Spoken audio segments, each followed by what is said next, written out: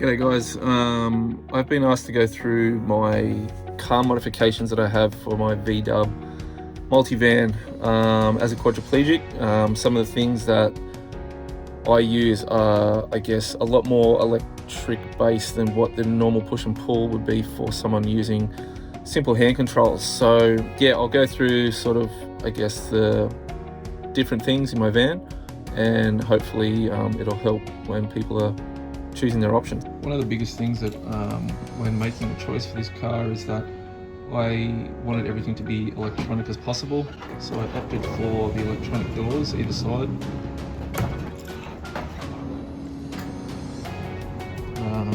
Very easily accessed. Big important thing is again, the electronics of it is just a simple push button to access the rear door. This sometimes can be a little bit sluggish. The battery does tend to not so much run out, but it can seem a little bit slow to open sometimes. As you can see, a straight ramp in. So the passenger seat essentially can get unclipped and become the driver's seat. So if you have carers or family members, or if you're able to transfer yourself, you'll be able to have the regular driving seat positioned in the driving station. One of the other things that I forgot to mention is that I opted for the rear entry instead of the side entry, which is always an option. Those people that have, I guess, small children, or families that require seats that need to be locked in permanently, the side entry would probably be a better option. I found that living in Sydney that it's just a little bit easier to pull into any parking space and load and unload from the back than it is to find curbside parking. This was a personal option more than anything. Line up nice and straight.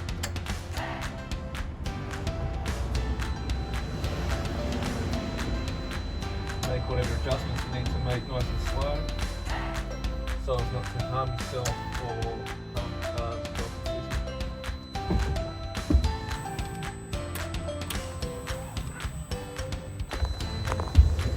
They can be finicky at times. There we go.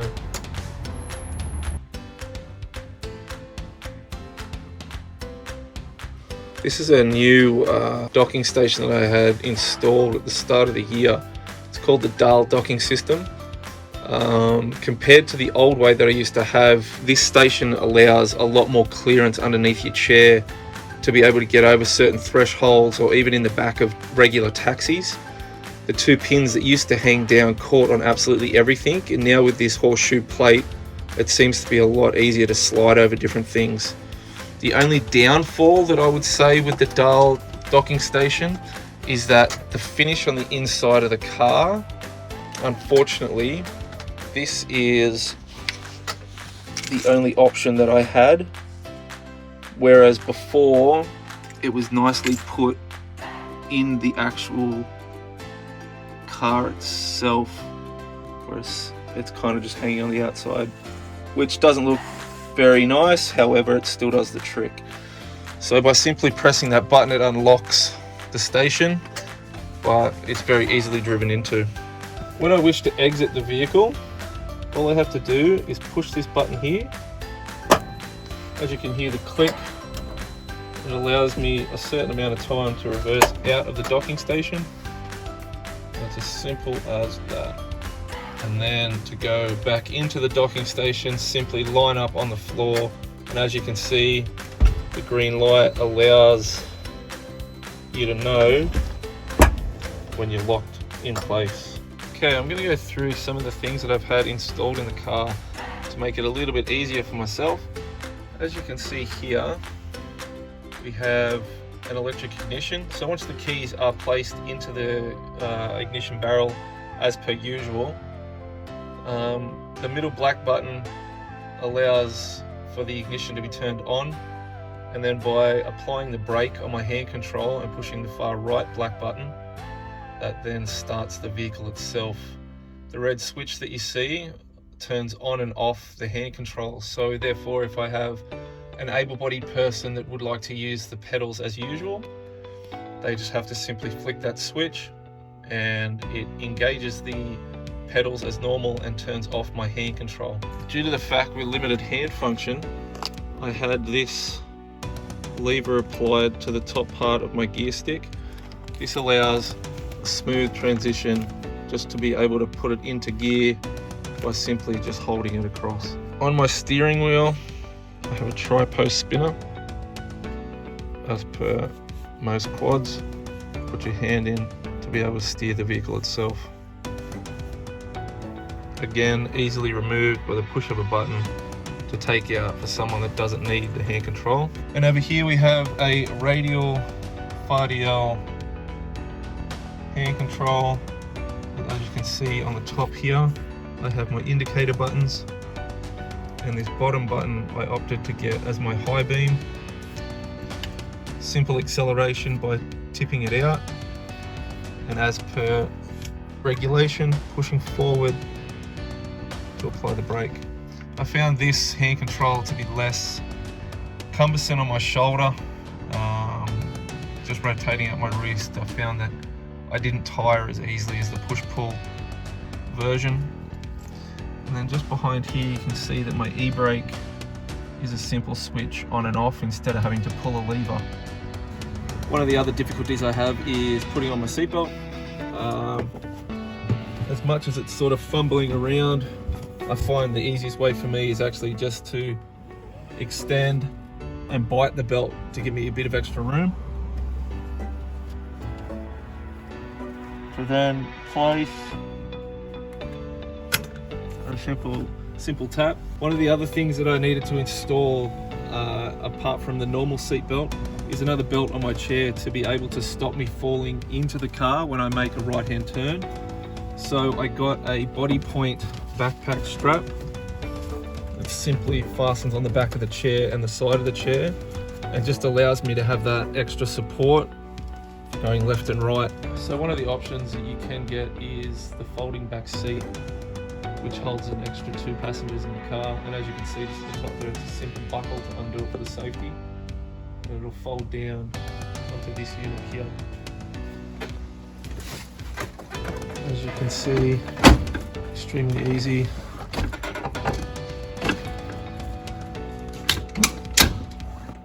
And away you go. Another great option is the ability to be able to move the passenger seat over to the driving side very easily. As you can see, 2 simple switches, and it simply rolls out of the way.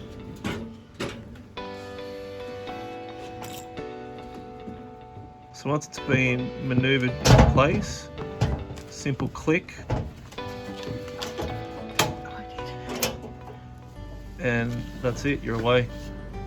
So as you can see, this is the rear of the car now with the door shut and the extra bench seat that is an option.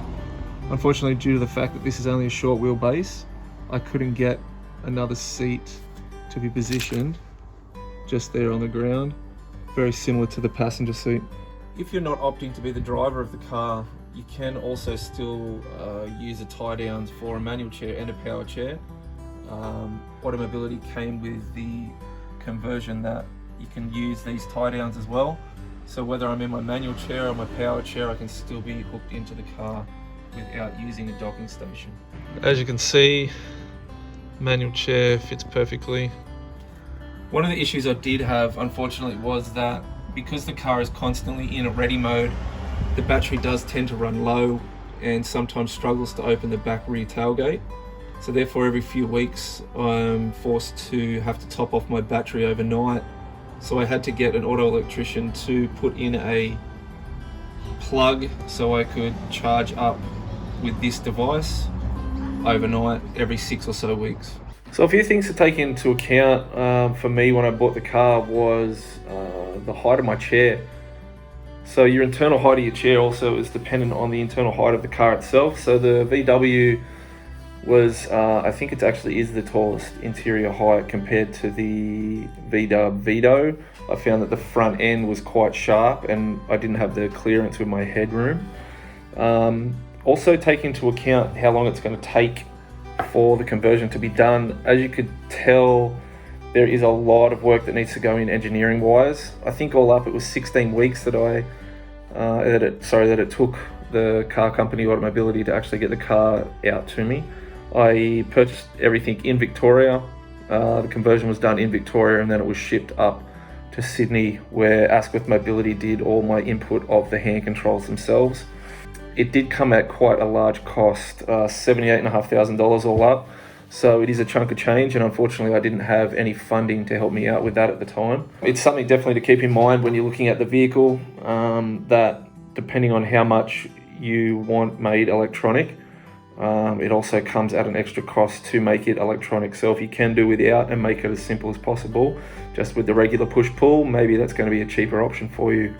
Some other things that I guess you need to be aware of is that when you are getting the the docking station installed, they actually will need your chair overnight or for an extended period of time, so they can engineer the bottom part of your chair. The docking plate to actually slide into the docking station needs to be installed to your chair physically. So keep in mind that you may be without your chair for a day or two. And also, I guess, how many people you want to be traveling with. So if you do need the long wheelbase, it does give you an extra seat to be able to put in and keep stationary on the floor without having to drag it in and out. As I said, with my conversion, I do have that one passenger seat and I do have another spare passenger seat that's stowed in a garage that I don't require all the time, but I do have the option to be able to wheel it back into the car and lock it into the floor. So there you have it, guys.